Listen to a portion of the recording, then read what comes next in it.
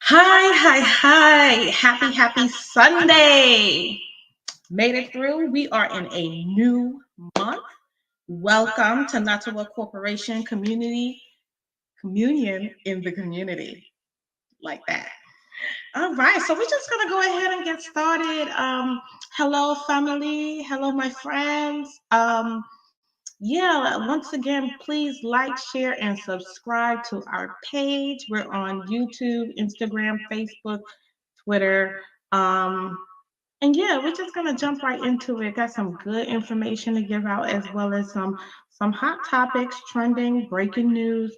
You know, this is shown intentional just to kind of make me understand.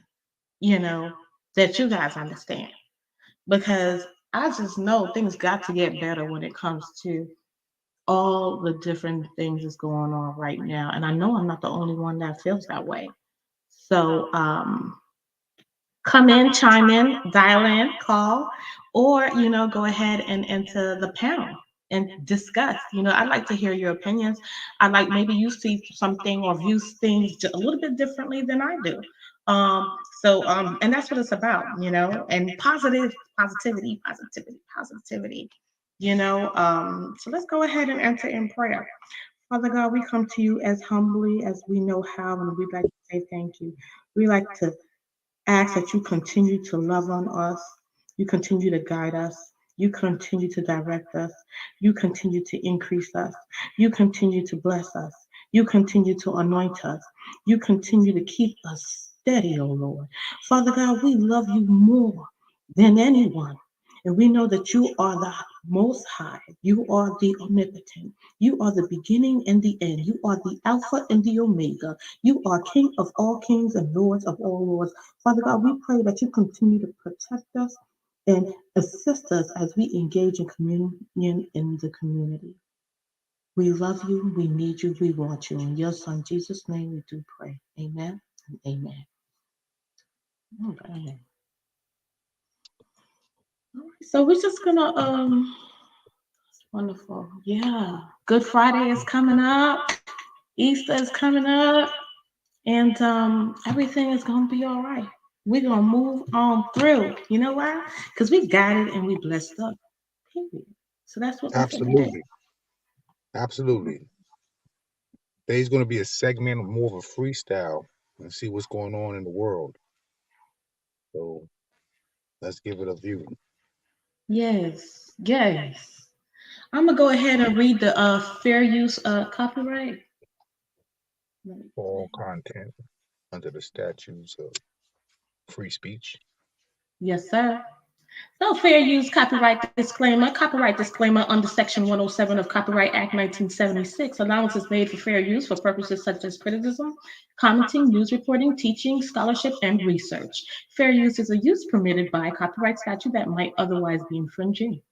Nonprofit, educational, or personal use tips the balance and fear of fair use. Thank you. So now that we got that out the way, I missed you guys. And our schedule's a little bit crazy. We trying to get it right.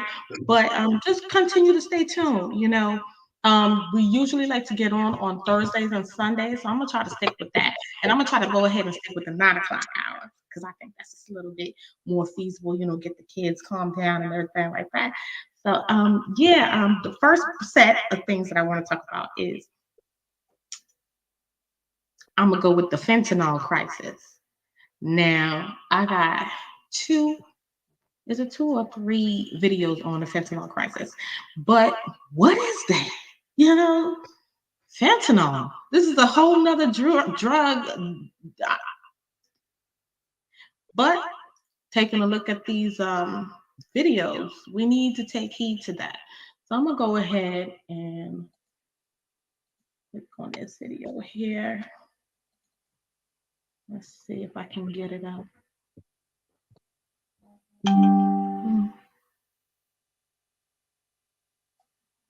Hmm.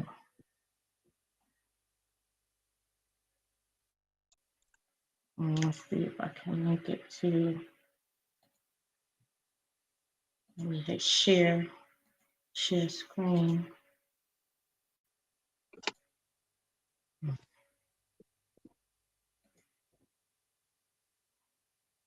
Mhm. In charged with distributing opioids. The Department of Homeland Security says that the U.S. Attorney's Office has charged a civilian, 64-year-old Joanne Segovia, with ordering thousands of opioids and other pills to her home between October of 2015 and January of this year. This is a photo of her from her LinkedIn page. Investigators believe she used both personal and work computers to then distribute those pills across the U.S. A spokesperson for the San Jose Police Officers Association responded to these charges, saying, quote, no one at the POA is involved or had prior knowledge of the alleged acts. The board of directors is saddened and disappointed at hearing this news, and we have pledged to provide our full support to the investigative authorities. The San Jose Police Officers Association says that Segovia is on paid leave. They say they are cooperating with federal authorities as they continue their investigation. So there you have it. She's on paid leave from 2015 all the way to 2023 of January of this year, paid leave. So she had a good round of 7 to 8 years of pushing this whole fentanyl.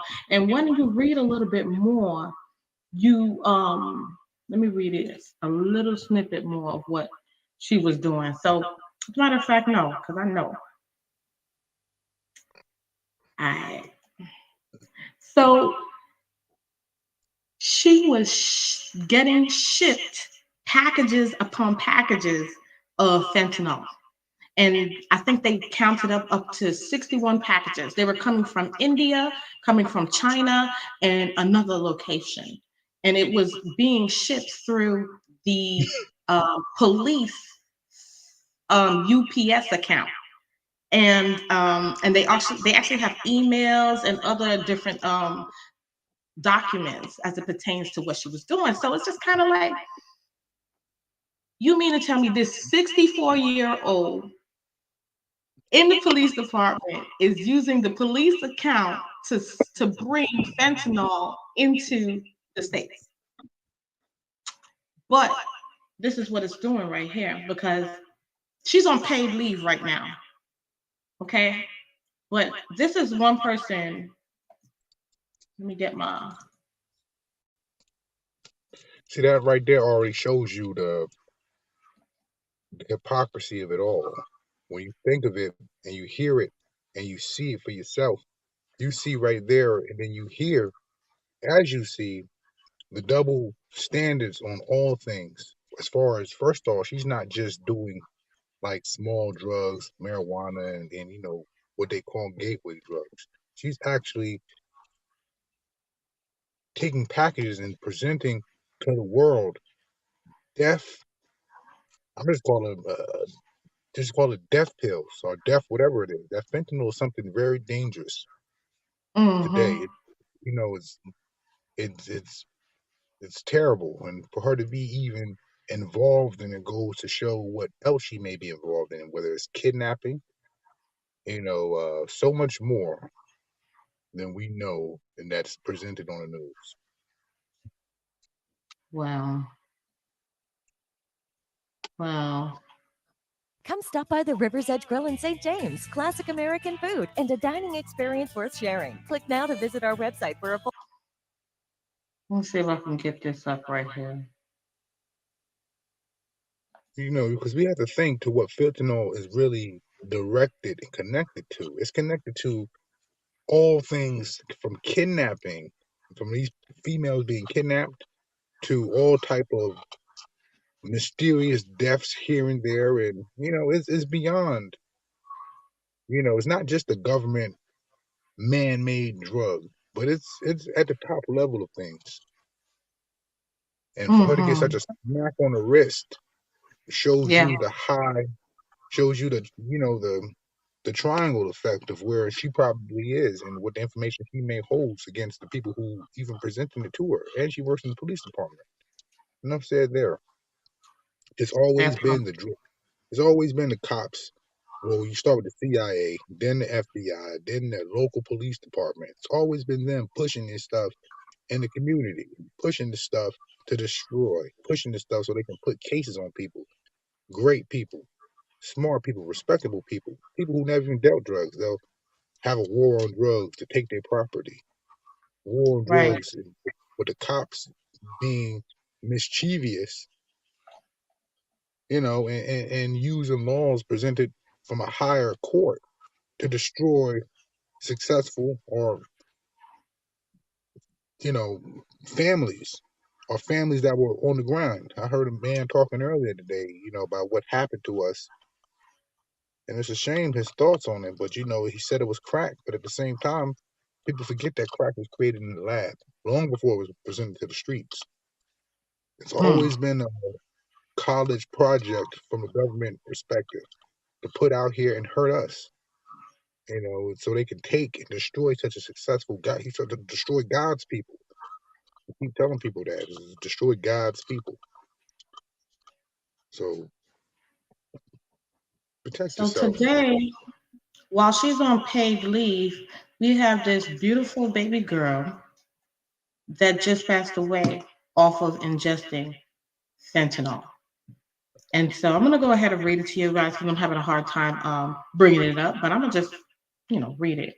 So this happened in Wellington, Florida. A family that rented a Florida Airbnb has filed a lawsuit after their infant daughter died from fentanyl exposure inside the home. While visiting Florida, the Livinair family rented out an Airbnb in Wellington in August of 2021. The family's lawyer, Thomas Solaro, says they were at the house for just 24 hours when they noticed something was wrong with the 1-year-old and Nora Livinair. After she puts the baby down for the nap early in the afternoon, the parents arrive and see her foaming at the mouth and a lifeless body. So, Palm Beach County deputies and the medical examiner determined fentanyl was in Eleanor's blood. She died after suffering cardiac arrest, investigators said, from acute fentanyl toxicity. Her cause of death was listed as accidental. During the investigation, officials recalled going to that same house in July in reference to a loud party. The lawsuit then claims that more than a week later, a man named Aaron Kornhuster booked the home. Deputies say Kornhuster told them that the group of individuals who stayed at the residence had used cocaine in the residence and marijuana was also used in the residence. He is familiar and with fentanyl and stated that there was no fentanyl in the residence. So a 19-month-old baby dies because some folks wanted to have a little. Okay, so here goes. This thing is twofold at this point. Hold on, let me get back to you guys here. So it's twofold.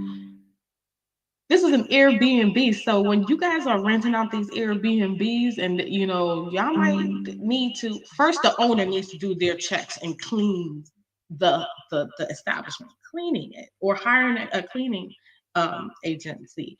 But the other portion of that is it's an Airbnb. So here you are trusting that your family is going into a nice, cozy Airbnb for the vacation. And then all of a sudden, you have a 1-year-old who just ingested fentanyl. So we have to be cognizant of what this fentanyl is and what it even looks like. Because, is it a pill or is it It's like it's powdered it's substance?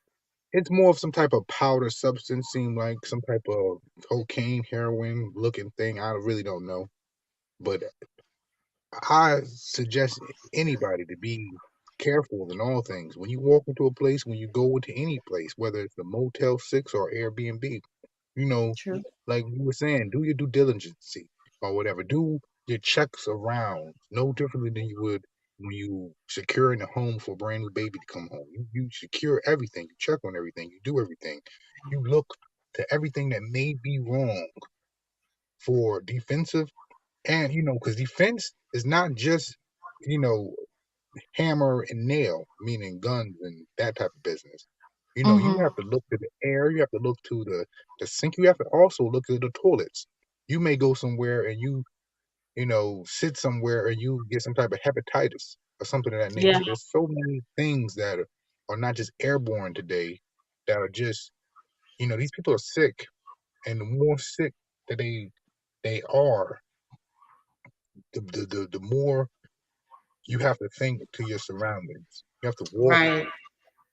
not just in faith, but in faith and actions. So you can be faithful as far as, but don't be blind.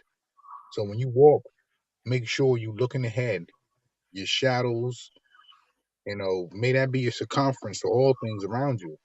And even you have to have a bigger shadow, especially when you're dealing with family, or you head of Right. family, or something of that nature. You know, you have to think bigger on a defensive level because people are really sick in today's world. You have no idea what people are just in the basement, something cooking up just because they want to laugh, and they'll sit there and record you doing it too. These people are real sick. Out of So control. So I'm gonna go ahead and jump into I think it was this week, the Temecula school discussing the banning of the CRT critical race theory. Now, critical race theory was a concept, I think it began like 40 years ago or so, on let me hold, how, hold, hold, hold. Let me explain that real quick. I have to say something about that. When anybody speaks of what they call critical race theory, you always put in white supremacy because critical race theory today is the new version of what they want to rephrase as the white supremacy. So they say critical race theory. It's another Mandela effect to get people to speak it. So therefore, you forget the term of white supremacy. So you have to be cognizant of what you're saying too, and understand that critical race theory and understand that theory again is nothing but an idea that is not necessarily true. It's just right. you know, so white supremacy is always the test, the answer to the test. Just know that. Okay. Meeting as audience members Okay, clash over the board's decision to hire an anti-critical race theory consultant. Eyewitness News reporter Michelle Fisher joining us with new video from the explosive confrontations, which have now gone viral. Michelle. That's right, Mark. This anti-CRT consultant was paid $15,000 of taxpayer money, which some people take issue with since critical race theory is not taught in Temecula Valley Unified School District. This clip is taking center stage tonight in the debate over critical race theory. And when I turn to my left, all I see is this tall white man standing over this small young black girl. That's when I had grabbed his shoulder and stood between the young lady and the man, and let him know, like, you don't stand over a child like this. Local Councilman Right. Brian E. Hawkins in the gray That's recalling the one. tense moment and why he stepped in. The way it started, it didn't end that way, and she knew she wasn't by herself. The That's confrontation two. happened Wednesday during a heated Temecula Valley Unified School District meeting and panel discussion on CRT in the district.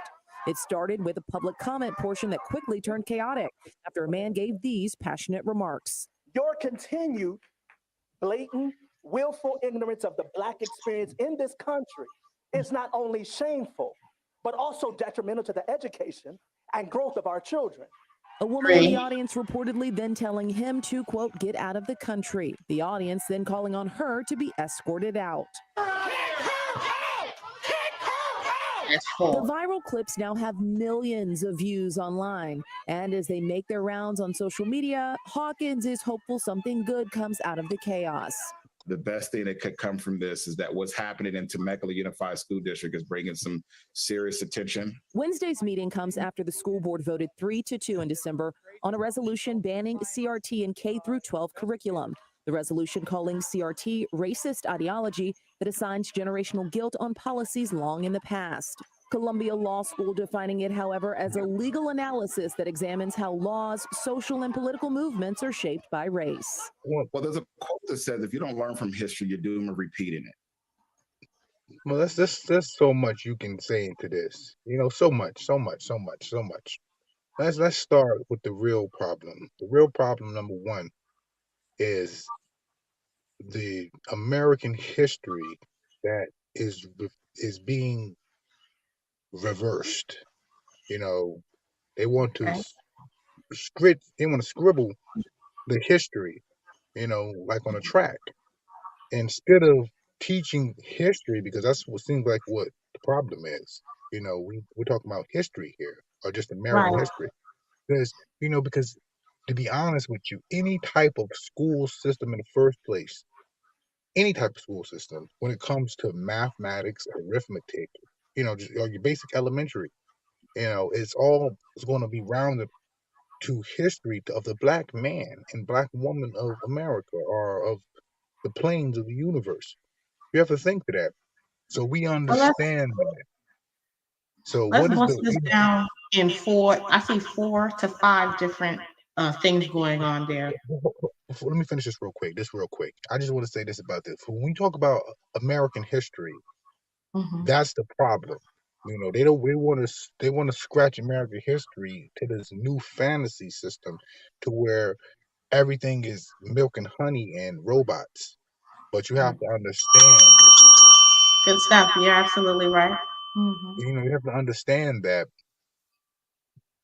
all things in the past are still present. That's why they're still talked about.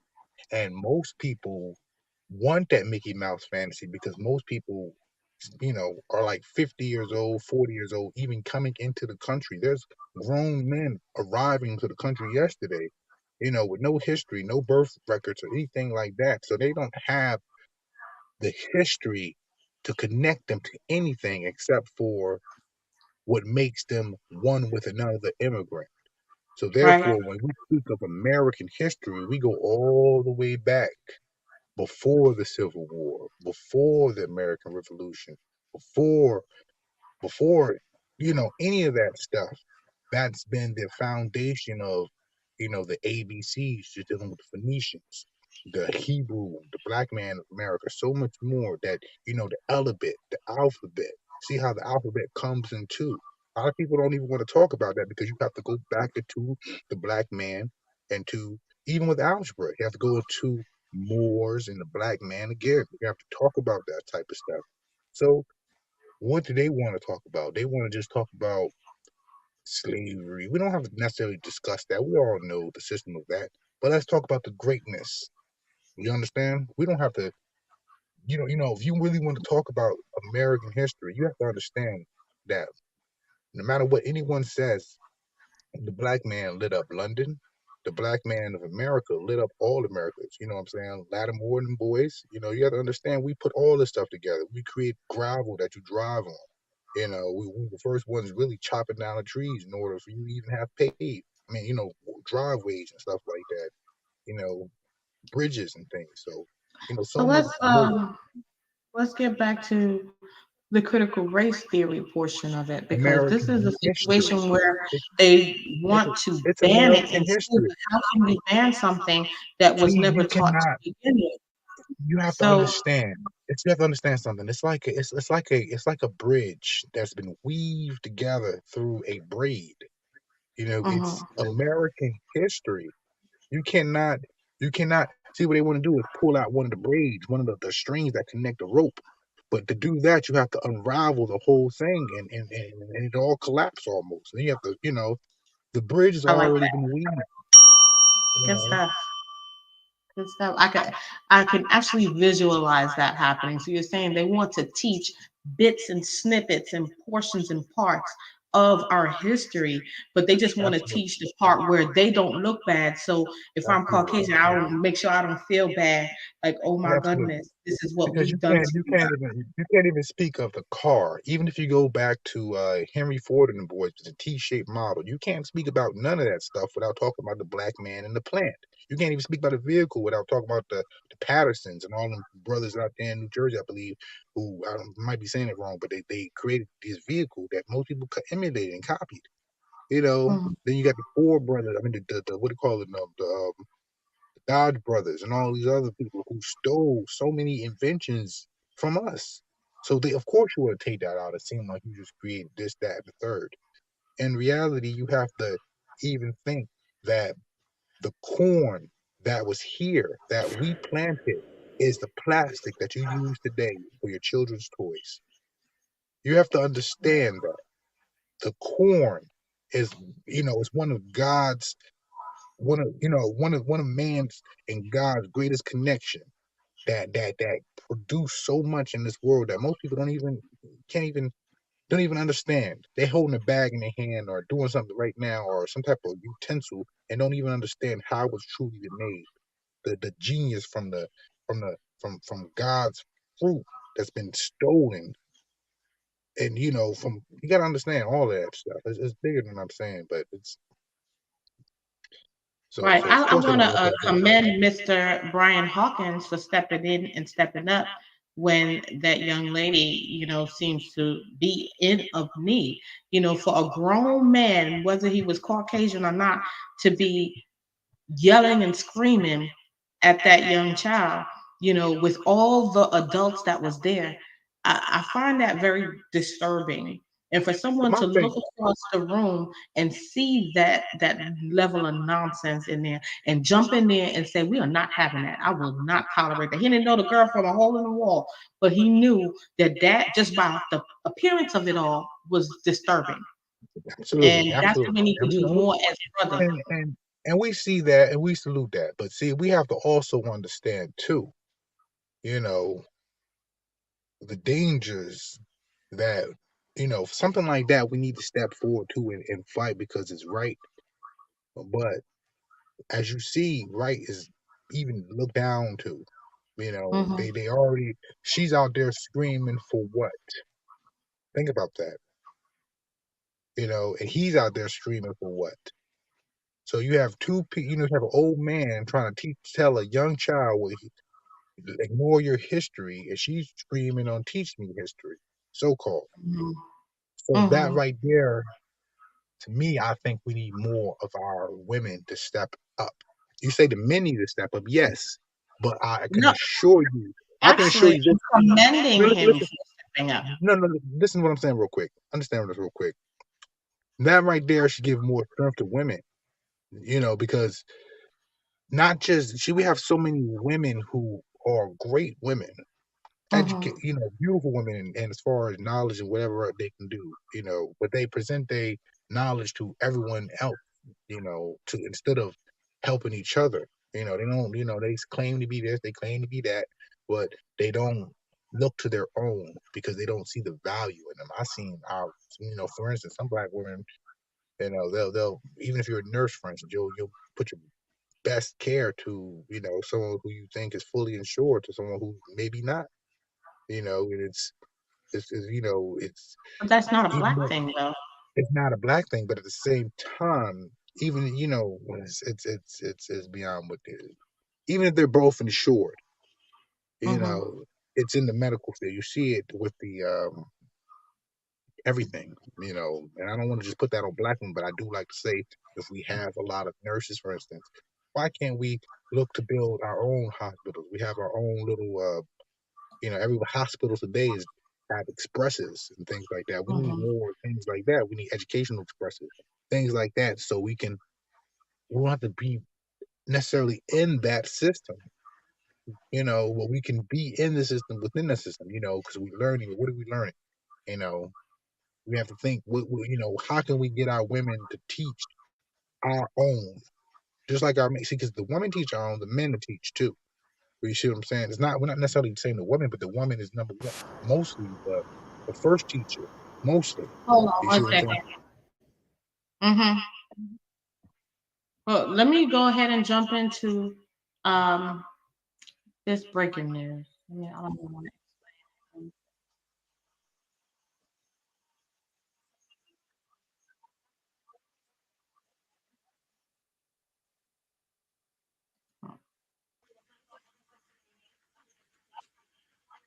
St. John deputies responded to a call that the baby wasn't breathing, but when they got there, they found her bruised and without a pulse. Erica Ferrando joins us live from the St. John the Baptist Parish Sheriff's Office. Erica, you spoke with Sheriff Mike Trigg this afternoon. What did he have to say? This is just awful.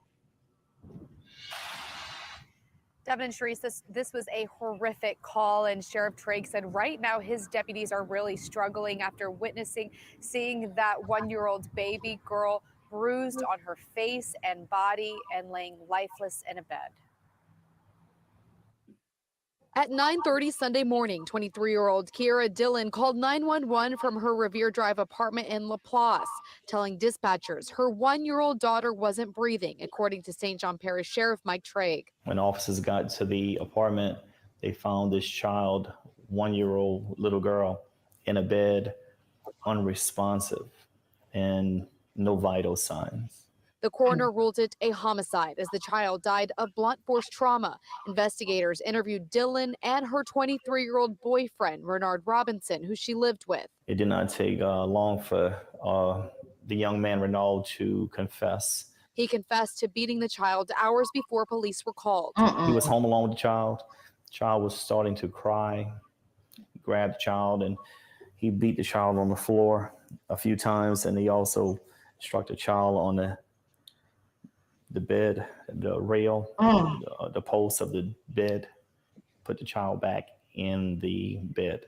Robinson was arrested for second-degree murder with a $300,000 bond. Dillon was arrested for accessory after the fact and is held on a $190,000 bond. Investigators don't believe she was home at the time of the abuse, but say she tried to cover it up. Because he admitted to us that she knew what he had done. We heard ambulances. We came to the door and we looked. Several neighbors, including this woman who didn't want to appear on camera, tell us the couple just moved into the apartment a month ago after it was fixed up from Ida damage. I subbed at Lake Pontchartrain for 29 years, and I love kids. And it was just devastating to hear that that baby died. Sheriff Trigg is urging anyone with children to ask for help when feeling overwhelmed. Please call 911. Please call somebody. Call anybody. Say, look, I need a break. I don't know what else to do. This child won't stop crying. They could have brought the baby to me because I could have, took care of her, talked to her. Now, Sheriff Trigg says the mother also had a 4-year-old son. He did not appear to be injured. Sheriff Trigg tells us there was a custody hearing to figure out the best place for him. In Laplace, Erica Ferrando, Eyewitness News. Ain't that something? 23 years old, a 1-year-old baby, overwhelmed. See, like I said again, we look back to earlier statements I said, we need as fathers and as men incentives.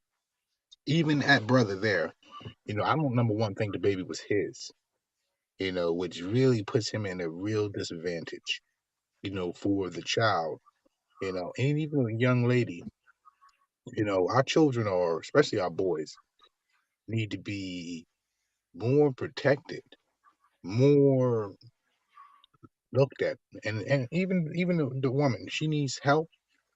We need a system to go to look after each other, not just for single women, because that's the problem right there now. You have a single parent, you're looking for some help, you just get whoever, and this man is mentally, or he may not even be mentally, just not understand the strength. He's a young man, not looking, he made a mistake that, he, it's just bad. And regardless, there's no way of covering that up. But at the same time, he needs help. We all need help, but at the same time, the child, for instance, should never been in that situation. Child should have been loved and appreciated. Right. But And it's so sad. The time that we live in now, it's like you can't even go ask your neighbor for a spoon of sugar, But so it's just but you have to think too. You have to think of how cruel the system is. For Mhm. instance, the mother just lost her child. They trying to put her as accessory after the fact. But I mean, you get there and you see the bruises on the child, or you see something that look like a bruise. The child did not look the same when she came back from wherever she was. But what I'm trying to say is, because she played along talking about my baby won't stop crying, but listen closely again. That's not necessarily. We have to understand. There's a white girl. I forgot her name. She was just recently on the news not too long, a couple years ago. She literally killed her baby. Lied about it. Her and her father did it.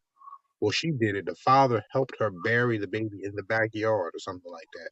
I Had a remember whole that. Yeah. investigation. Had a whole investigation and everything. Even though she killed the baby and everything, they found that lady and found that baby, found her not guilty, Not guilty. and I heard and, about that. Hey, and she's free Rachel. to What's and she's up? free to this day. Good day. Good day. How y'all Look doing? like you're taking Pretty a good, good pretty walk. good. Yes, exercising through. Oh no, I'm out here spraying weed killer in the yard. Yeah. Love it. Yes. Yes, So it's a just to cool catch night you out up, here. we Hmm.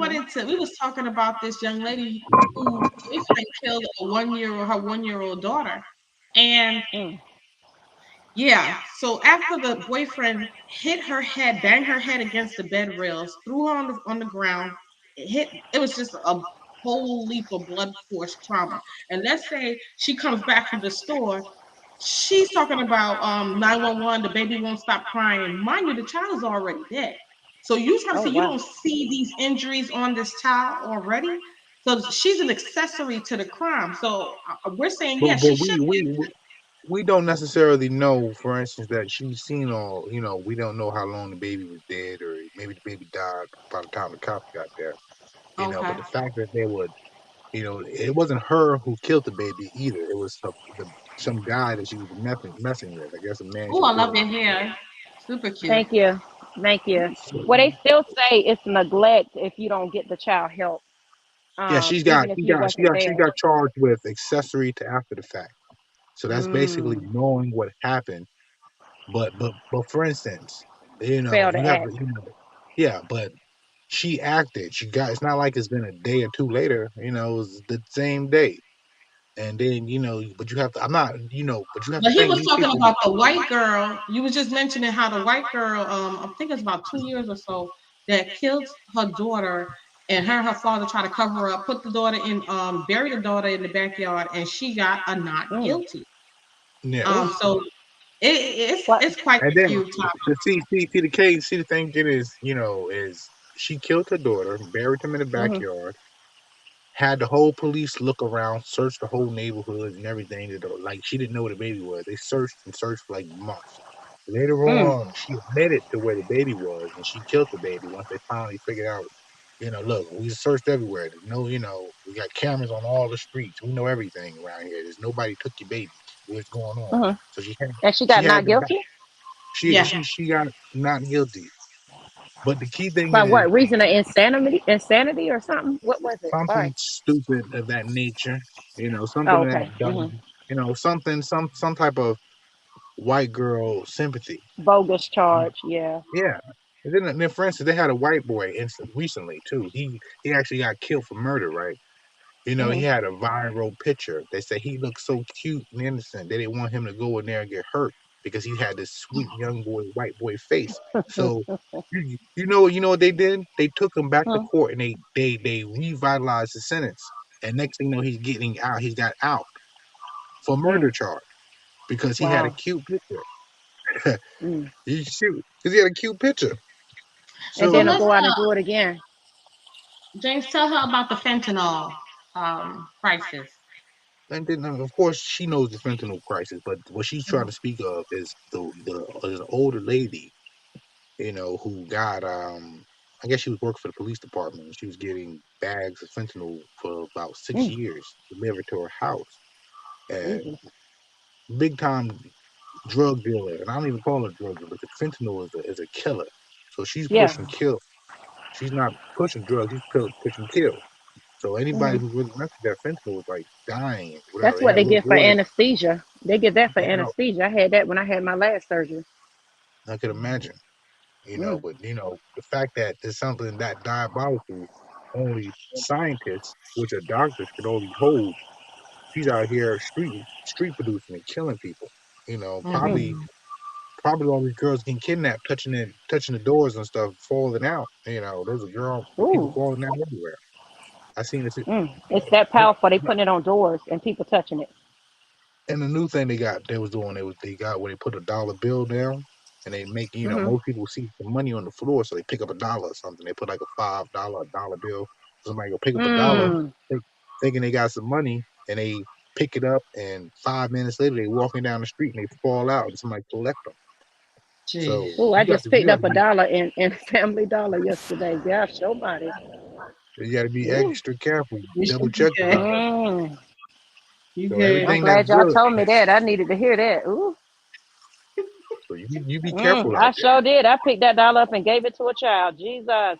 there. Oh God. Oh, Oh poor Lord. child. Oh God. Thought you was giving a blessing, and that Mm, child, mm, mm, so mm. just I'm be gonna I'm extra out move here on. careful. thinking I'm giving blessings and I'm giving death. Ooh, God.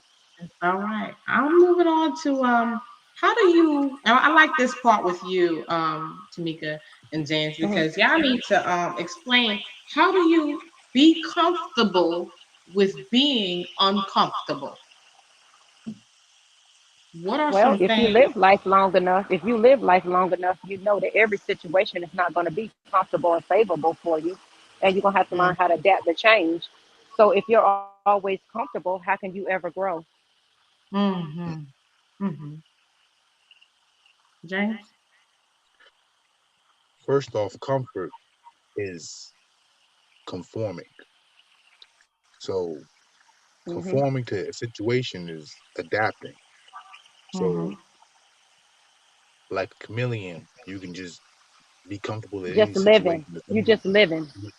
because really we're not even here. So it's like jumping in the vehicle. The vehicle's out there right now. It's you who jump in the vehicle, and it's Hmm. you who turn on the gas and all of that, and then it's you who goes to the direction. The vehicle comfort is really not that important as long as your direction is made there. As long as you get there. Okay. And Okay. I'm gonna add, so the uncomfortableness of it all is a part of the test. It's Hmm. a part of what is supposed to happen as you transition into what is supposed to get to your comfort. But you cannot sit in comfort for too long because then it's a stagnant position. So you would Yes. never know, as you mentioned, how to grow because you have to Hmm. get past certain things. It's just like you said, well, riding a bike. At first, the child is uncomfortable because it's wobbly or so, but as they begin to have more practice, they Hmm. get a little bit more in a comfort zone, but now they're in a comfort zone for just about 5 minutes, and now it's about trying to figure out how do they move faster, or how do they, let's say, gear up or gear to speed, or do tricks on the bike. So that Hmm. gives them one test pass, but here's another test again. And so, and even in meetings, sometimes you'll be sitting in a meeting and it'll be an uncomfortable situation. But in order, what is your thing to get comfortable with right where you are? Not necessarily right now, because, as we're growing and we have grown and matured, but back in the days when we were in those uncomfortable situations, what were some of the tips and tricks you can give to someone that might be, suffering from that level of what I can call as the best. It's not a brokenness, but it's more so they In that just need growth season. help. Mm-hmm. They're in that growth season. So okay, so I'm gonna give you one that I think some people can well, I can't relate to it, but I know some of my ancestors can. Slavery was a very uncomfortable situation, but people adapted to it, right? But however, there were some that never adapted to it. Mm-hmm. So these are the ones that eventually ran away because they knew that it was something out here greater. And they knew that they didn't want to keep living that way of life. So they never got their mind complacent in staying, And so they thought of things, they meditated, they figured out what would work for them in order to make a plan. You have to make a plan. You have to be able to have things in place so that way you can get out of that uncomfortableness. Because when you have a plan, you can go from there. Sometimes your plan might be a year. Sometimes your plan may be 30 minutes. It all depends. But you have to have a plan and you got to be able to sit there and execute it, figure out how you're going to do it. Right, right. So Outside that's, of your comfort zone, hmm you got to be able to dig deep And outside of your comfort zone is really testing your true abilities. But you have to be cautious still. So don't get too comfortable and don't show the level of uncomfortable, but keep in mind the surroundings. Be cautious. Because you have to understand that, you know, in every test that we go through, tests are uncomfortable, right? When you take a Yes. test on your job, you're nervous, you know, your hands are sweating, your heart rate goes up. That's just like testing life, uncomfortableness in life. You know, you put on a pair of pants and you realize, gee, I gained 2 weight, I'm uncomfortable in these. So what do? You have to go back to the drawing board and fix it. So you have to come up with strategies in order to get out of that uncomfortableness. Right. I know some people, they do a lot of like you mentioned, sweaty hands, the shaking, and that's bringing on the anxiety. Anxiety. And that's what uncomfortableness is anxiety. It allows you to have stress, which create health problems. And that's what stagnates people, because they say every time I get ready to do this, it never works out for me. But that's because that's growth. You're gonna get uncomfortable. You're gonna get sweaty. You're gonna get where you have a headache. That's part of it. Right. There you go. Yes, ma'am. That's part of it. That's part of growth. And So then how how do do you we know what you're made of? How do you know what you're made of if you never get challenged? test it? Yes. Yes. Just jump into it. Yep. How do we get that through to our teenagers or the younger generation? Sometimes they'll be in school and they say, what, this calculus is too hard for me. I'm just gonna quit, or it's just not, you know, it's not for me. School is no longer for me. Who needs education anyway? Or even something like as simple as I guess cleaning up in itself, or they're doing their chores or anything that puts a challenge to them, they just give up. And I hate to see that most times, only because I know what God is doing at that point in time. But it's not for me to hold your hand to get you through it. At some point, I'm gonna have to let go of the bicycle. I'm gonna have to let go and allow you to to ride.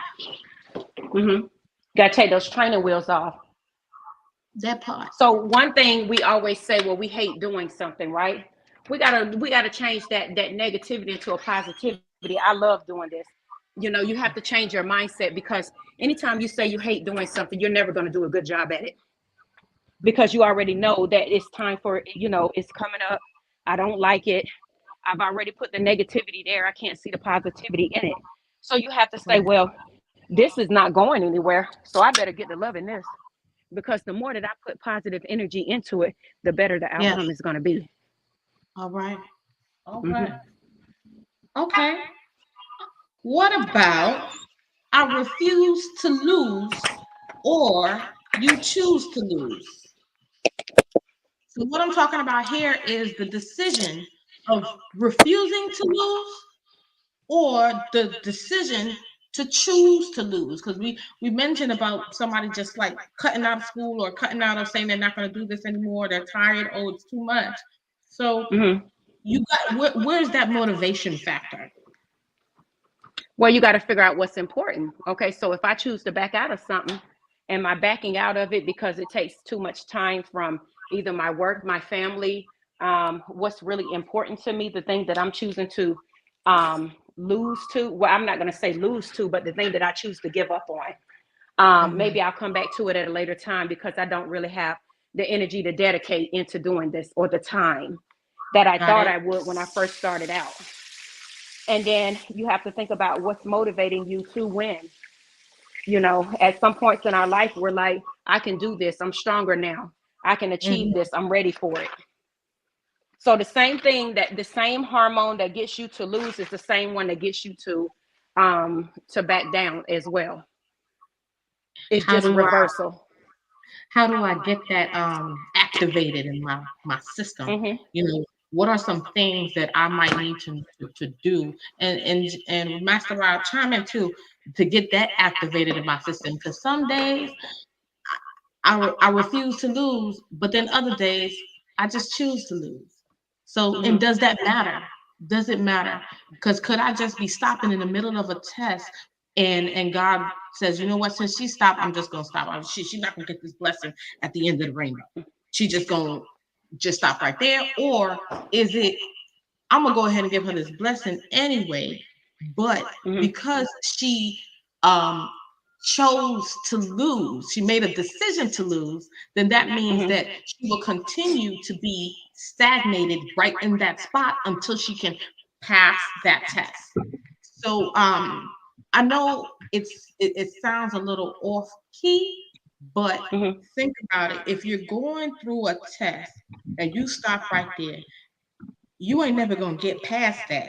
And God's gonna keep on. That's a repeat in He gonna cycle. keep giving you the test. He gonna keep giving it to you over and over Yes, again until ma'am. you pass it.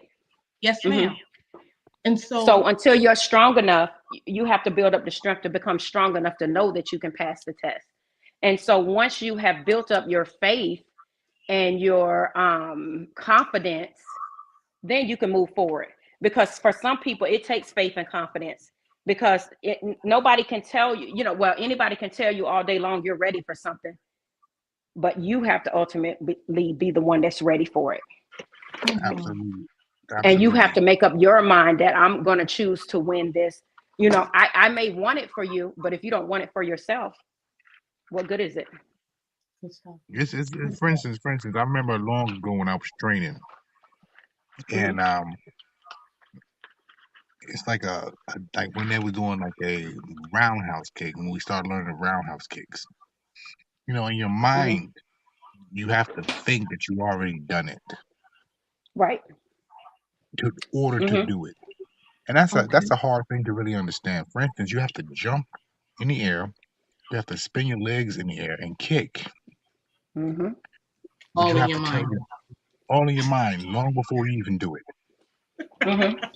Yes. So your mind is already telling your body you can do it, but your body just has to command. Catch up. That body got to catch up and know, your mind Absolutely. is only as strong as your body going to pull it too.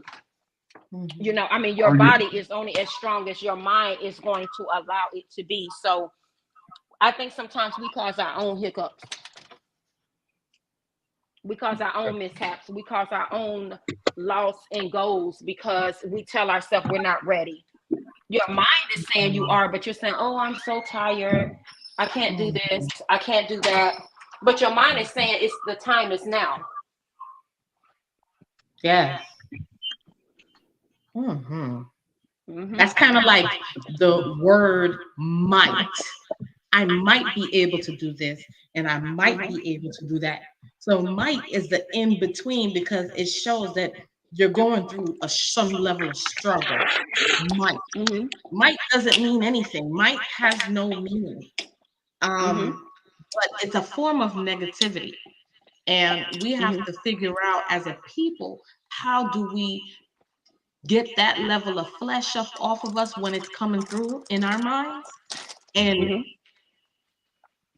reactivate the positive. You're gonna have to learn how to manifest, speak your stuff in existence. It's what you're There gonna you have go. to do. And You have not because you ask not. But if you don't learn how to start speaking your life and manifesting things, you're gonna be stagnated. Because you gotta remember, what you speak out of your mouth is what you are. And for instance, to know is to have knowledge of.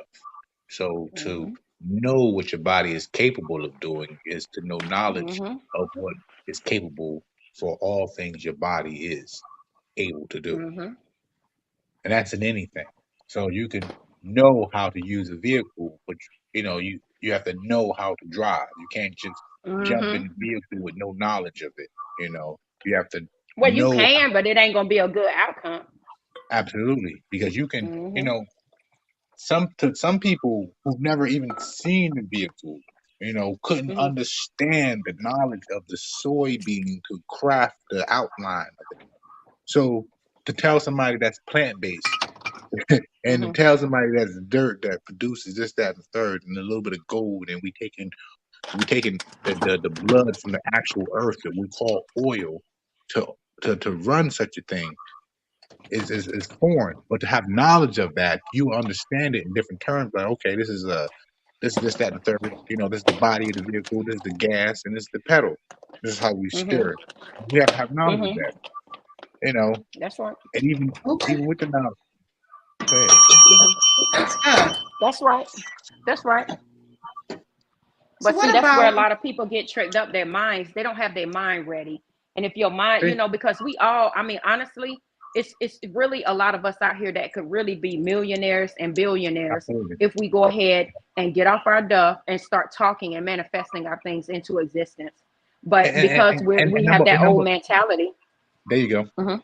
And then we have to have that, like you said, pulled together. One thing Mhm. that you notice today is the circle. If you notice with the animals, they jump together naturally, circling. They do it in a Mhm. collective manner, but by circling together, they have a greater understanding. See, we used to do that same circling around the fire. If you let the Mhm. children eat naturally, you notice they'll do it the same.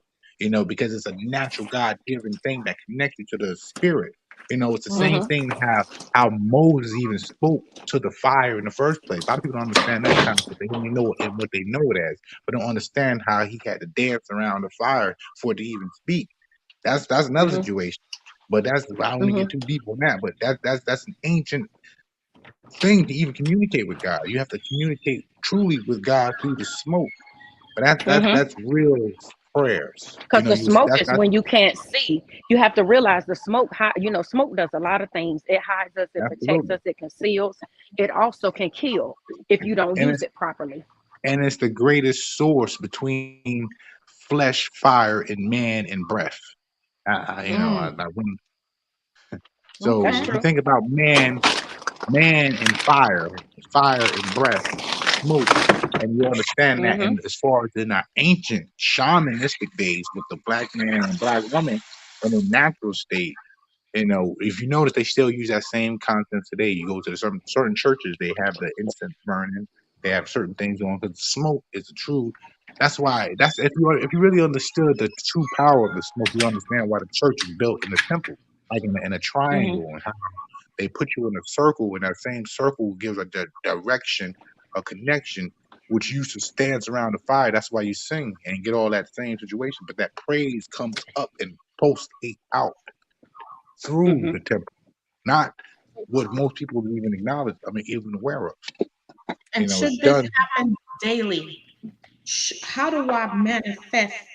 And I'm not asking. I'm asking this for me, but I'm asking this stuff in general, because some Mhm. of our recordings will be Mhm. used to teach, coach, and mentor the teenagers that we're working with. So that's why I'm Mhm. asking these questions in general, because I'm thinking what would be some of their questions to come. And so I'm glad you're on here, Red Snow, because it's good to hear that, not solely from myself, but from a whole Mhm. another woman that's also doing great things. And so, Mhm. Now, when you manifest something, it's something that you want to come forth in your life. So every day, whether you have to write sticky notes all over your mirror to get yourself to saying, you know what, I believe that this is going to come true. I believe that this is going to happen for me. I want this. I'm going to get this. And the more that you say it, the more you feel good about getting it, the drive you have, the stronger you become mentally. And once you believe something, you begin to activate your faith. And once your faith is activated, you can have anything that you put your mind to. all right, There you go. Mrs. And Red you have to Snow. believe. Mrs. Red Snow, I have a question for you. What if this young lady is of what 13, 14? She's at home in a like a lower class neighborhood of some sort. She wakes up Mhm. to, girl, get out the bed, F this, F that, get ready for school. All of this is going on right Mhm. there early in the morning before she could even begin to think. It's all just negative. And then she gets this feeling, this heavy feeling like, oh my God, I can't do this. You know, Mhm. when is the best time to do this? Because if the area where I'm at is too noisy or too much going on, Mhm. how do I get myself in that space? Well, that girl used to be me waking up to that. And so I can tell you, my mom would come home, she'd be fussing, and I'd be the first one at the bus stop 30 minutes early. And I used to always say, I'd be glad when I get older because I'm going to change this about my life and change that about my life and do this better. All those things do is make you take a look at your life. And as you become mature and you get older, you decide not to do those things, because you know that those things were they bothered you, but they also motivated you. Because you know what? If you didn't have that, get out that bed, do this, do that, you'd have been still in that bed. You'd have still been probably doing nothing, and I look at it like it's helped me because I've gotten out here and I've done a lot of things in my life because I did not want to be that one to stay there forever listening to that. I had to get out here and get it because I could not stay at home. Amen. And that was my motivation. How can I get this money to get out of here? So I can have peace and quiet, so I can think, so I can be able to be in my own environment, so I can be productive. This is what makes you to the point that, you're willing to keep whatever it is that you get. You're going to work for your peace. So you're going to get up every day, and I don't care if you have the smallest studio apartment or whatever, you want to enjoy that space because you know what it was to be in that big house with all that confusion and how it made you feel. Hallelujah. Thank you for sharing that personal note there. I appreciate you for that. Just having the guts to even push that out in itself. And it just shows how much you've matured and how far you've come and the beauty of it all. I'm gonna go ahead and we have a caller on the line. So caller, state your name and where you're from. Hello, my name is Alice, and I'm from Brooklyn, and I'm just getting in the topic. So, happy Palm Sunday, everyone. Happy Palm Sunday. So, can you tell me a little bit about when it's time to activate and then wait on it? So, I'm gonna say it's time to activate, and after you activate it, wait on it. Kind of like set it and forget it. Okay. Okay, it's hard for me here. What is our topic today? So we just went through the breaking news, but we have being comfortable with being uncomfortable, refuse to lose or choose to lose. You have a choice. You got to make a decision. And this one I want you to touch on because I think you do great at this, James, Master Rock. Call, visit your people, whether blood or water. Call or visit. Oh, yeah. Me and my niece were just having a conversation on that topic about calling and visiting each other at this time, and especially just to make a check-in to make sure everyone is okay is very important. And that's a good topic because a lot of times we think that we have a great bearing so deep that we don't want to connect and have people question our doing for why we are not doing what we're supposed to do as a human being, or why have we called back when it falls against us, which is a great topic because people now, and they need to know that no matter how much depression, and I also went through this last month, that when you don't have the answer to the questions that you're asked to complete, we feel like we don't have to say hello. And that's where all of the digestion of the person who we're trying to make connection with does not perceive where we're going with that. So, and only until then, they have to go through something to make them understand that you don't have to impress everyone and anyone, but just let family know that you're alive and breathing and everything's going to be okay and that you are loved. Amen. It's the main resources of why a lot of people do not give that feedback when they are called to do. Just to say hello, how you doing? What are you doing today, honey? Right. They are so used to thinking that they're going to get aggressive feedback. Love conquers all. It doesn't say you have to be in love or you have to make love. It's something in the Elohim, in the spirit, in the air. It says no matter what our sisters, brothers, friends, or whoever's dearest to us is going through. You don't have to be aggressive. to say, how you doing? Or I told you. Just say, are you going to be all right? We miss you. You know, we hoping and praying that things get better for you. You make a good point, because there was a article that we were just talking about where the young lady, she was 23 years old, and her 1-year-old daughter was beaten to death. So with that, it's like if someone out of her family or just anybody would just check up on these folks, because they're literally going through a lot of mental health issues. And some of it, maybe 75% of it may not be mental health issues, but there are those ones that come across like things are going well and things are going good. But how do you beat a 1-year-old child to death? I don't get it. Like, what in you snapped to that point? Can you stop? I'm on the phone. Hold on. Give me a minute. That's okay. So, Red Snow, call, visit your people, whether blood or friends, because I have some good friends that they don't necessarily have to be my family members. They pretty much are my family. And at this point, it's kind of like, if I don't hear from you in a while, I gotta call. And we pick things up just like it was Tuesday morning. Right. And for me, with some relatives, well, currently right now with some of my relatives, I'm currently taking a mental health break per se from them, because in taking the mental health break, it prevents us from saying things to one another. And look at it that way, to exacerbate the ongoing situation that we have now.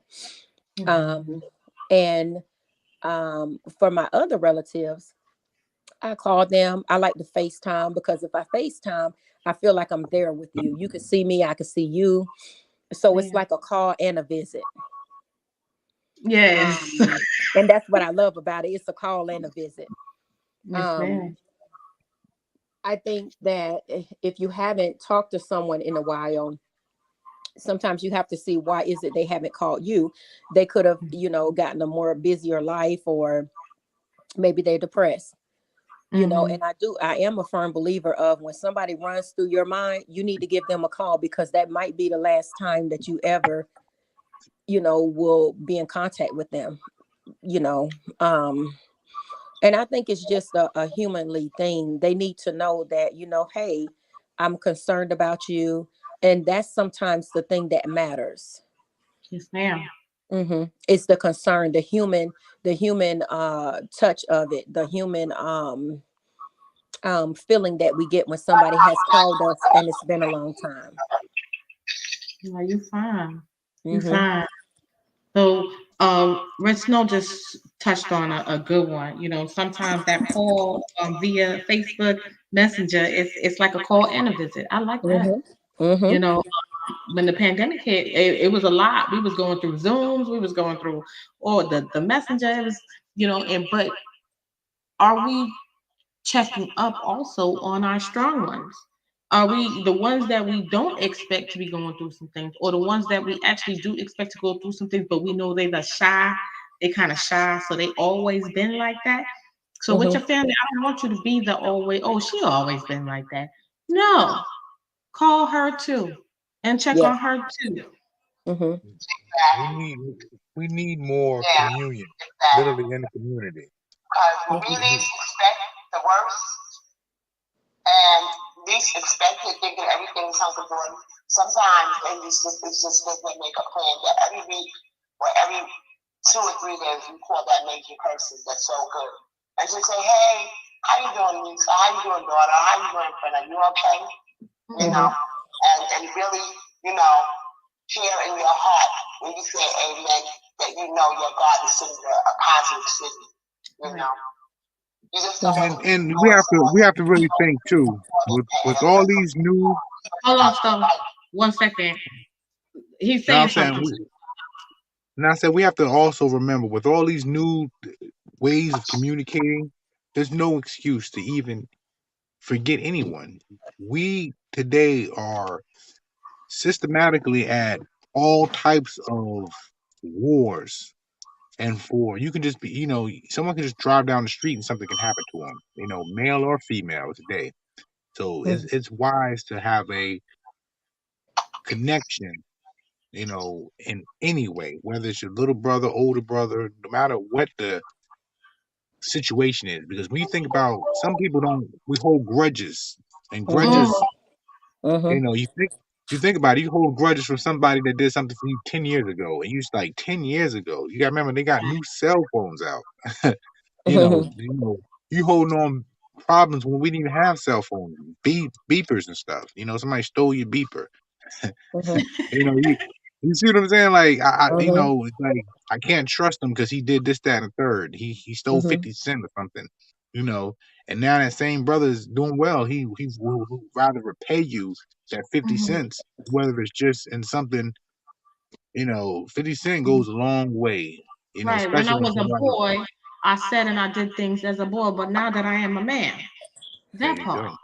it completely is So different, a different person. we really have to have a more forgiving heart to each other, because you go to work, somebody can disrespect you, whatever, as long as it's for the money, you go back the next day with a smile.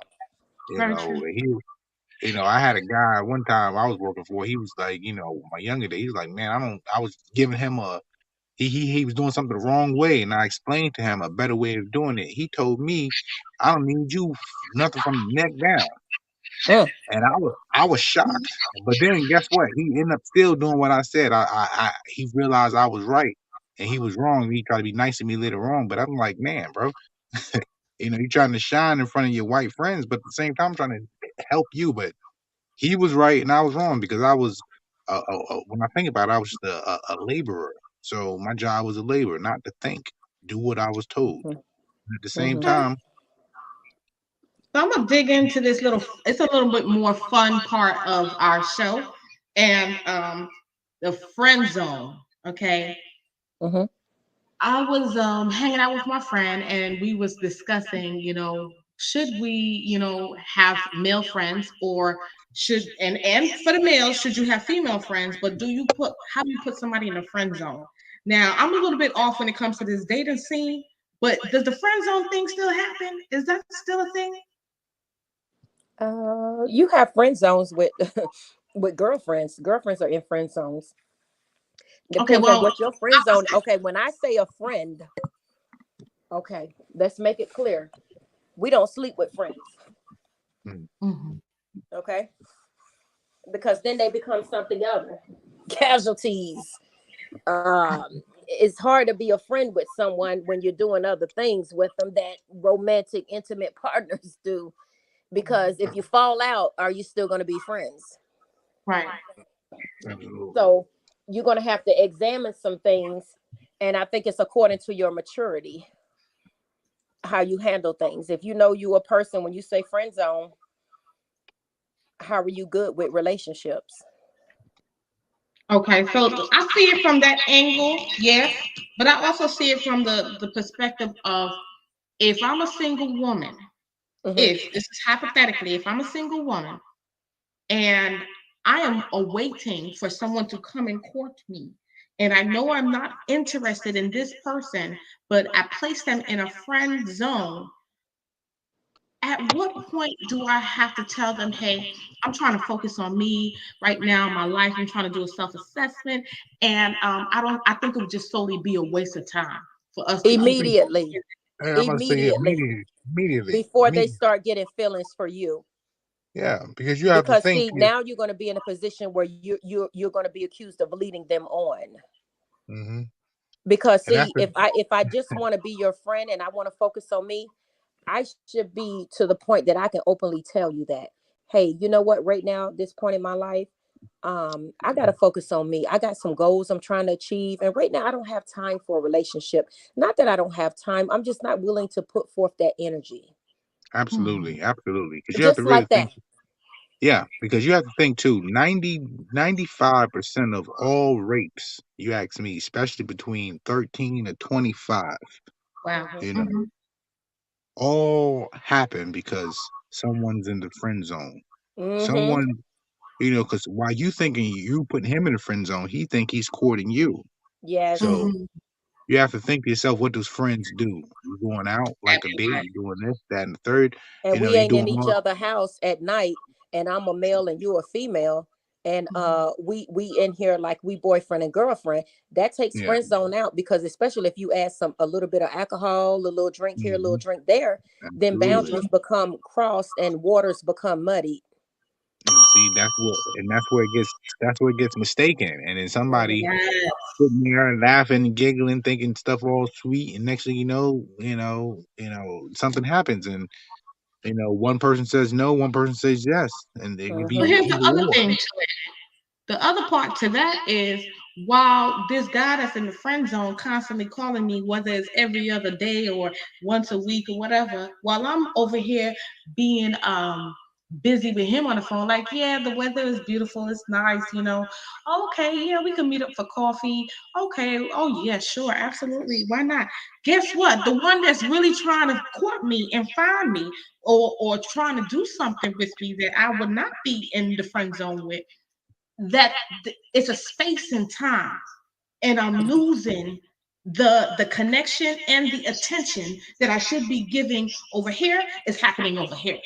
And so that's why I kind of got into a little nice debate with a friend of mine, and this is a part of my Indigenous Her letter, so just put it all together. And we discussed friend zone options. And for me, even if I, was single at some point in time, there would never be a friend zone option, because when God is getting ready to do something or bring somebody in your life, you will be free and clear. You got to be ready. So you got to be free and clear of the nonsense so that you can see the blessing that's about to come this way. And then on top of it, no man really wants to hear like, oh yeah, I got a few male friends. Oh yeah, this person called me from time to time. Oh, hold up, my phone is ringing. Let me Johnny John, I can't. While the real man that's trying to like be with you is literally like, holy snap, how many male friends does she got? Like, what kind of woman is that? It just brings those thoughts around where And then it's then so it also unnecessary. goes to the nature too of the friendship. Because if you are a businesswoman or even a soldier or whatever, and you have people calling and things like that for Okay, business, professional that friends. Okay, I got that that that. that's one thing. And they make we have certain things where we have in line hotlines and things like that for suicide preventions and stuff like that. That's another thing. But if it's just a hey, it's 9 o'clock, 10 o'clock, and we just certain things just even in the real world, So those Miss that. Allison, what do you think about the friend zone? Okay, so I was just listening to what you guys were saying about the friend zone, and I'm just in the tight place and the hard spot about that same topic, because I have a friend for years, and I haven't seen them in years because I'm dealing with my son issue. And as the other topic of being able to connect with someone and being able to say hello is where that friend zone bonds, to make sure that they are right from time to time, which I do understand that you should call someone and say, hey, how are you doing, my dear friend, or sweetheart, or darling, but not let's take it out of content as where they're expecting to babble with you as a lover. Wow. Lovers and friends are totally different. Okay. Yes. And sometimes when we have that date where we meet up and go hang out, or we used to have that free zone before we were in a relationship that is bonded and making commitments, that friend would have to learn that this is not the time to have those kind of bonds where we used to can go out and do lunch on the weekends or whatever. I'm a woman of my cloth now. I'm in a relationship, and it's okay to call me every now and again to say, hey, friend, how you doing? I miss hanging out. I miss going out and doing lunch or shopping down at the mall on Saturdays or after church on Sunday or whatsoever. it doesn't mean that you cannot call that friend and say, hey, happy birthday or so-and-so day or whatever day, distantly between that time. Every week, just say, hey, buddy, how you doing? Right. Sure. I like that. Understanding. But then we get these friends that get connected and think that they're your lover and they try to step up in that category. And that's happening with them. That's true. We request having that kind of relationship. We must specific and specify that this is who you are to me and I am to you. Let's not take it any further because there is no further than this can be. Good stuff. Good stuff. And you can't go back and forth with it. Either he's a friend. We are friends and companion friends in one way, but companion and intimacy is not the goal. So right. You can't get them. You can't twist them. You can't flip them flop. You can't go back and forth between the two. Pick a side. Yeah. Pick a side. Good stuff. I love it. That one's good too. Okay, so I want to. I guess I changed my. Not about the other part in the friendship. We have our companion that is our lifelong forever friend, lover, husband, or wife. Whoever is the woman, that she has her husband. If it's a man, he may have his wife. We must get them to understand these people were here way before you ever stepped up. But because of that, they must respect our relationship, and you must respect it as well to know that there is nothing going on but a compatible relationship to say, hey, so did you see that topic today? Or how you been? Is everything going on? There's a storm in New York or Georgia or Carolina. It's in your regional area. Are you going to be all right? That's more of a I feel I feel like this. Hold on 1 second, Star. 1 second. I feel like when you have relationships that if you have healthy boundaries, nobody's boundaries will ever be crossed, because a friend would never cross a husband and wife boundary.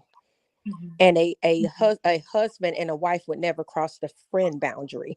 So sometimes, it like I said, everything is about a maturity thing.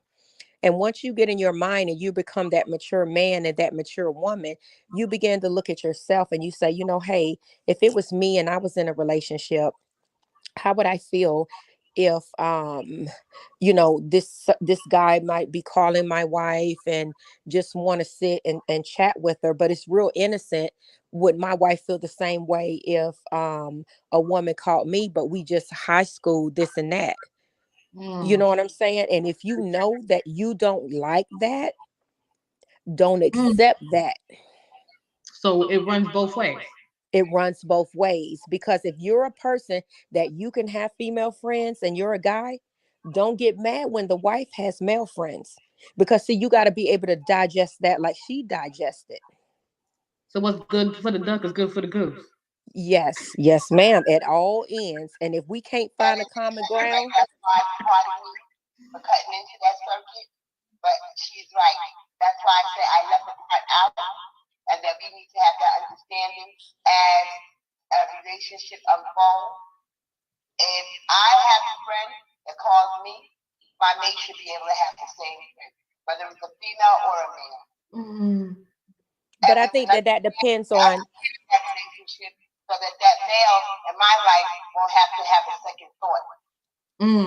I think that depends on the strength and what you've been through in your relationship. You should do the same thing in my expectations. Hold on. There should be no secondary thinking about why this person called you, because they're my friend, and I grew up with that friend from grade school. And we have no intentions on not communicating. As I communicate with him and his wife and his children, you should be able to have the opportunity to call me and say, are you all right? What's going on with you at home? Where y'all want to come to the kid's birthday party and such? True.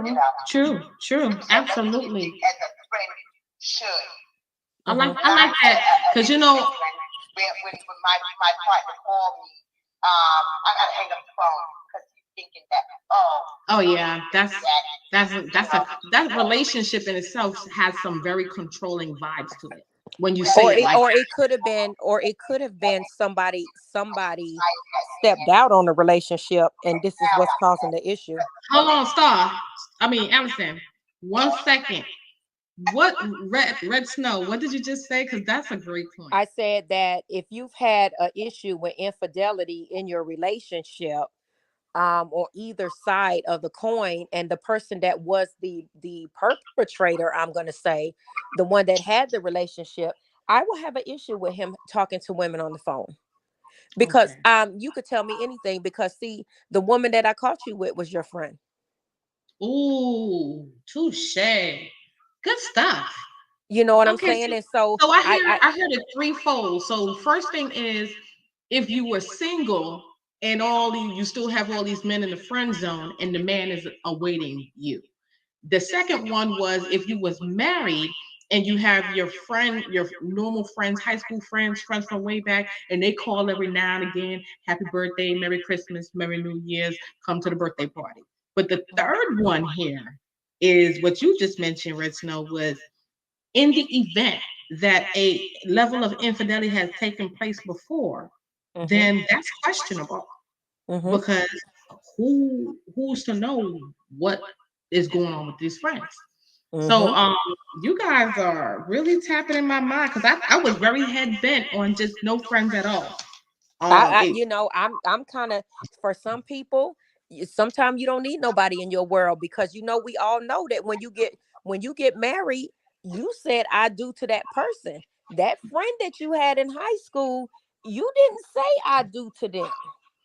You made a lifelong commitment to that person that sleeps in the bed with you, that when they throw up in the floor, you clean it up, or they do vice versa. Or when you're sick, I help you. When I'm sick, you help me. And we just grow together. We build a dynasty together. That's who I made that friendship with. Because see, regardless of any other friendship around me, nothing's more priority than my marriage. Hallelujah. Hallelujah. Because see, without my marriage, I can't do anything else. If I have a problem in this marriage, I'm not going to be good for their relationship that I have. So I got to make sure that this one is good, and that I'm not offending my partner by saying, well, oh, I went to high school with them. That don't mean nothing, because if he don't like it because of something that maybe I might have done, or he doesn't feel comfortable with it, then it can't go on, because you have already attached your wagon to his star. What if the guy what if you don't know? What if you have it happening and you don't know that that's your husband in general? I'm just speaking hypothetically, his underlying feelings here. So he hasn't voiced that to you, but it's something that is actually causing a certain trigger or a certain sadness in him. And sometimes the ability to explain, like, hey, this is not good for me. I'm not feeling it. It's making me feel a little weird in this relationship. How do we get this friend zone thing out? Because we can nip it in the butt from the very beginning. Like, hey, if I'm gonna be dating you, I'm gonna be dating you. I just want you to be dating me and me alone. All these other chicks that's calling you, go ahead and put them on pause, and let's see if we work out. Or down the line, 5, 6, 7, 8, 9, 10 years down the line, you're like, well, this person is in your ear constantly, but they also giving you negative vibes about your husband, because guess what? They checking for you. So they looking for you, and they want to be with you. Like, hold on. If I'd have known all this time that you were attracted to me, or wanting me in any way, shape, or form, if I had led you on in this manner, then I'm gonna have to do something to get you.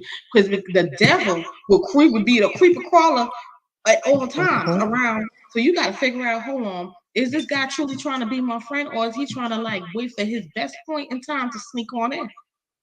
So it comes, and that's the fifth level around it. Because I heard you mention, okay, the fourth one would have been the husband not stating anything, but the fifth one is that creepy crawler guy, that you just didn't know the whole time. But yet he's my friend of my friend up until this point. And then some weird stuff happens. So I thank y'all. I wanted to discuss wigs and things, but I was hoping to have some males on the line for that. So hopefully, probably next Thursday, we can discuss the wigs and things. And wigs and things is about, some guys don't like women to wear, wigs and weave and so on and so forth. But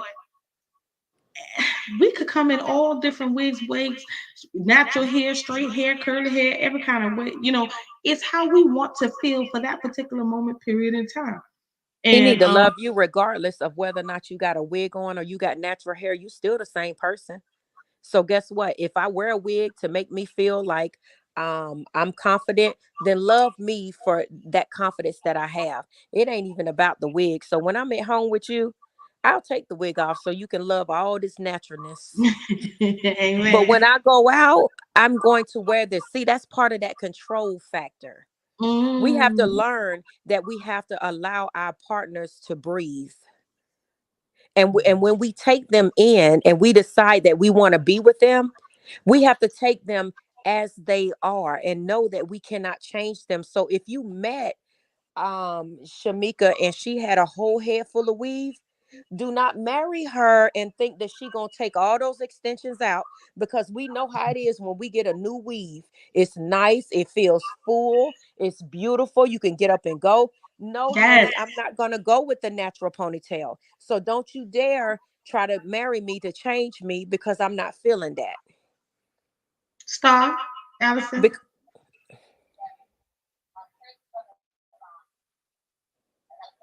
Okay. So you right. Because see, when your hair fall out, when a man's hair fall out, you gonna go get a toupee for me? And I think, let me not say. Well, I could say when I met my husband, I was like running into the Family Dollar General, one of them things, and I was just moving, you know, and I had my dog with me, and I was going to get some cleaning supplies, like a bunch of stuff to clean. You know how you got to clean the house before you move into the house, right? So I didn't wear my wig that day, and I had no weave on, nothing. It was just all natural, big fro. And that's how, we ended up like hollering. So when I was like, damn, he made me like this. I said, when did I put my wig on? Yeah. And I was like, damn, he gonna be shocked because he see all this. But he was actually pretty shocked just by this. And at some point, some women are not as flexible like us. So, I learned to love my natural hair, my wig hair, my weave hair, my braided hair, all my different levels of hair. And at the same time, I was just in awe that this is a fairly good looking young man that was not about the wig and the lashes and all that stuff. But I like it. I like it. It makes me feel like I mean, because I went, I don't wear lashes all the time, but I went and got mine done. So I go through this phase where I have them and then I don't. It's all But right. when I went and I got mine done, and I was like, "Ooh, I love this," I'm doing Tawanda's this. back, and so I could take it or leave it. I love getting my hair braided. I love the natural hair, but it's just not long enough for me yet. But when it does get that way, I will wear that. But I have different things that make me feel like a woman. And so thankfully, my husband's like, babe, it's whatever you want. If you want to Amen. wear your hair short, long, whatever makes you happy, I'm happy with it. That's what's up. So So I then was what do blessed with these one of women them. that have these that want they're rejecting, okay, that's a whole nother conversation, but we need to talk about those that's rejecting the regular job having type of man because they just need this six-figure this and career guy that. But that regular job having, let's say he's a mechanic, or let's say he, is a janitor or whatever. The ability to afford what it is going to take for us on our monthly just the maintenance alone on the woman is a whole lot, right? Yeah. So that wig that's $200 and then $300 for the install and then everything else, that's not having balance. That's not having like a mindset of saving or cost effectiveness or none of that. It doesn't scream marry me. So I'm trying to figure out how can we get our ladies to have a clear understanding that if you're single and you just so desperately need this $600 all on your one head, $600 to $1,000, and every month, and then you need 200 on the nails and then another 150 on the toes, then you in the wrong spaces. Well, you got the wrong man. Well, first of all, I'm gonna tell you, you can have a man that's a janitor and stuff as long as you coming with them coins and what you like. Cause see, At I least pay for my he own didn't pass maintenance. I pay for my own maintenance. Now, every now and then, my husband will treat me, okay? But I pay for what I like. And the thing is, like I said, every now and then he'll be like, "Oh, okay, well, let's go here. Let's do this for you. Let's do that for you." But if you're gonna be doing $600 and you marry a janitor husband, you better come with some coins, because he may say, "You know what? I don't feel like you need this, or I don't feel like you need that," and y'all better go ahead and get some expectations out in the open before you say "I do." Expectations, but I mean, some things are just not cost effective. It makes no sense. Like you can take $600 and go get a VUL, a variable universal life insurance policy or something a month. Well, you better learn how to do some weaves yourself. Something that I'm just saying, buy you $600 worth of hair and do you your own wigs. Girl, all day, all day. Yes. Because if you're gonna be penny pitching with this man, you better. Let me say something. If you're a high maintenance woman, I don't know why in the world that you will go on the spectrum and get a man that's not. Because you already know he's gonna have a problem with you. But hold on now, because are we looking for dollar and value, or are we looking for love? Because no, we looking for love, but I'm gonna tell you, if I'm used to getting my hair done, ain't no love gonna change that. Because I got standards. I'm sorry. Okay. And I'm not about to be wearing synthetic hair if I've been wearing human. That part. So what about when you got this $600 hairstyle, but yet, okay, yes, the man is a six-figure brother and he's throwing this bread at you. You're not even putting away. You're not even like you just going by months after months after months after months.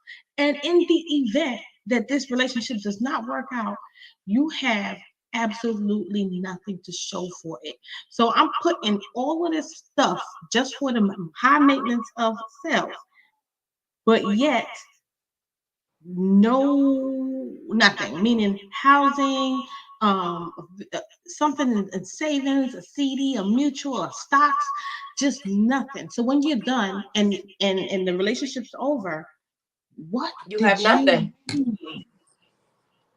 You have nothing because you didn't want to build nothing. That's why.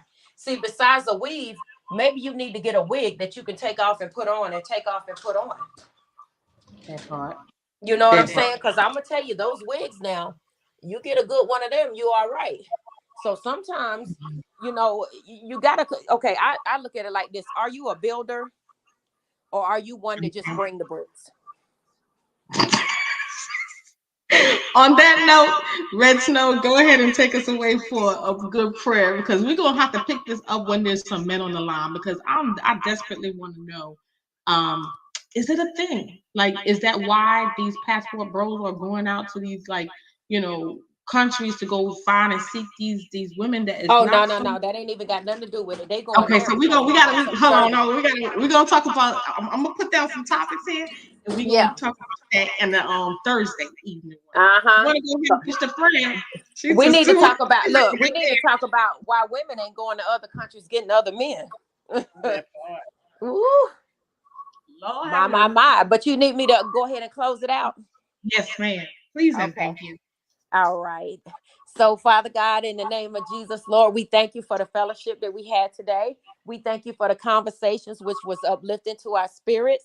And we hope that it blessed someone's life Lord, and we're just praying that this channel continues to grow and that people from overseas and everywhere can hear us and come in, call in and commentate and give their perspectives on things. And Lord, most of all, we thank you for our life, health, and strength, Lord, because we know without that we could have nothing. So we thank you for being rich in that. In the name of Jesus. Good night, y'all. Good night, beautiful. I'll see you soon. Mwah. Okay. Good night. Bye-bye.